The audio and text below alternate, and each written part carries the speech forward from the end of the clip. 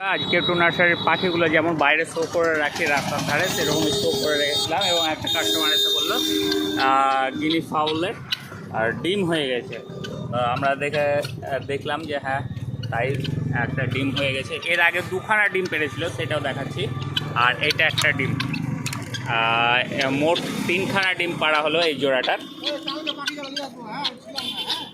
আর এই গিনি ফাউলের ডিম সাইজটা অনেকখানি দেশি মুরগির সমান, দেশি মুরগি থেকে একটু ছোট। আরও দুখানা আছে, দেখাচ্ছি আপনাদেরকে। ডিমটা একটা মার্কিং করে নিলাম, এটা যেহেতু 3 নম্বর ডিম তাই 3 লিখে মার্কিং করে নিলাম যাতে বুঝতে পারি যে এটা 3 নম্বর ডিমটা ছিল। এবং আগের যে ডিমগুলো ইনকিউবেটরে 37 ডিগ্রি সেলসিয়াসে রেখেছি। এটা ডিম ফুটতে বাচ্চা ফুটতে আর কি ডিম থেকে সময় লেগে যাবে 28 দিন। 28 দিন পর আবার দেখাবো যে বাচ্চা ফুটলো কিনা।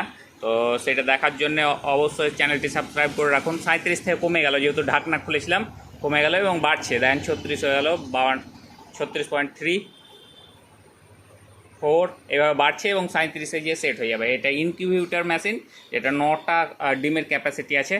এটারও ভিডিও কোনো দিন বানিয়ে দেবো। যদি ভিডিও দেখতে চান তাহলে কমেন্টে করুন। ধন্যবাদ ভিডিওটি দেখার জন্যে।